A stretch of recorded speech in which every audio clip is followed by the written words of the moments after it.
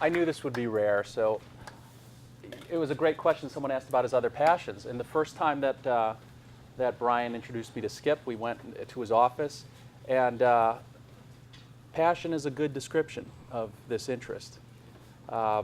He explained that you're creating this science fiction graphic novella. Is that the right description of it? Yeah, I actually now have 3 of them, but yes, that's right. It's a well, the normal comic book's about 22 pages. The normal graphic novel is about 100 pages. What I'm doing will have about 275 pages of high-end art, about 1,800 to 2,000 panels, and about 100 and 150 pages of science, philosophy, weapons, creatures, timelines, all kinds of stuff. So what I'm doing is much more complex. I've had a number of PhDs contribute for free, actually, for the project, just because they thought it was interesting and cool.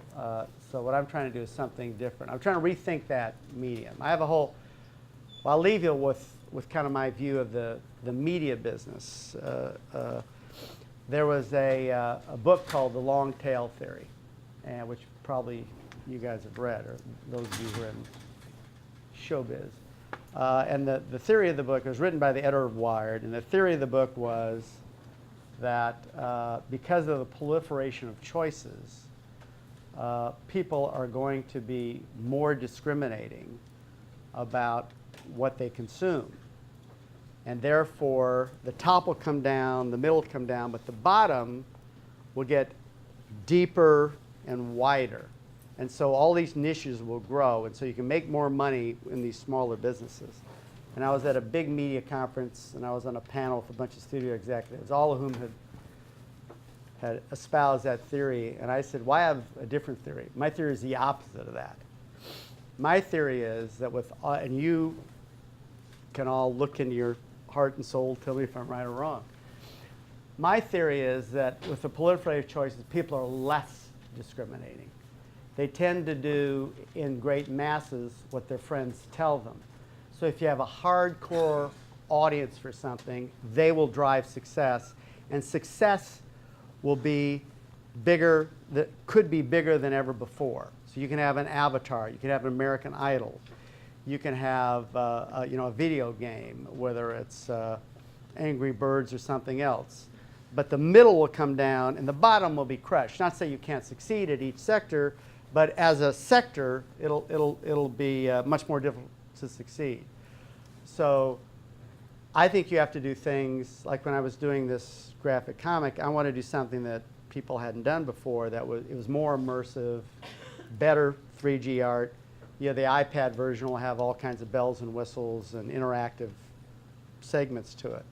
So what I wanted to do with the graphic comic thing was, build that around my theory of the media business. But I built the DreamWorks business plan for the DreamWorks live action 3-4 years ago, not along the Wired theory, on my theory, which is tentpole movies, certain types of movies, where you can make all the money. And I think there's now empirical evidence that my theory was right. So, so I think things are driven by other people, but you need a hardcore group, whether it's Twilight with female fans or whatever it is, that really loves it, and then they help drive everybody else. So, well, whoever thinks lawyers aren't creative, this is not just his project, but this is also your story. I mean, you've come up with this universe. It's your development, right? You're not hiring someone to do that. But you do have people, some of the greatest artists in the world working on this, don't you? Right. And all this is your funding sort of as your business, startup, and passion. Yeah, how I got the artists is, I didn't know from nothing about the artists. So I called a bunch of people I knew and got a list of hundreds of artists. I mean, the beauty of today's world is you can look at 300 artists in an afternoon. You can just go to their sites. So I literally looked at, I don't even know how many, it's over 500. And there's one guy whose art I loved. I thought it was great, right? And I said, this guy would be perfect to do this. Because it never occurred to me he wouldn't do it, right? So this guy would be perfect to do it. So I emailed him, and then I called him. And a few days later, I got a call back. And he says, I can't do this. I'm busy. But he says, I'm coming to LA. He lives down in Laguna Niguel. And I will look at what you're doing.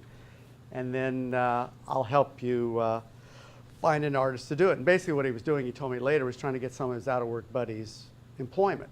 So he came and he looked at my thing and he said, gee, he said, do you know who I am? And I said, well, I looked at your art. He said, no, do you know who I am? And it had never occurred to me to Google him, which had suddenly occurred to me at the time. Gee, I should have Googled the guy. But it turns out he was a big deal guy. He was he ran a guy named Todd McFarlane's company. He did something called Spawn. He had his own studio. He did a lot of the stuff for DC and Marvel. He'd just been offered by Marvel a job of head of all of their publishing activities.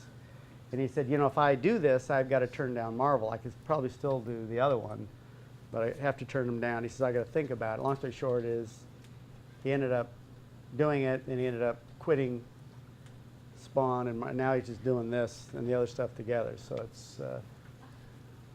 it's been fun. But he was the only guy I contacted. Sounds So. like another successful negotiation. Yeah. Persuasive.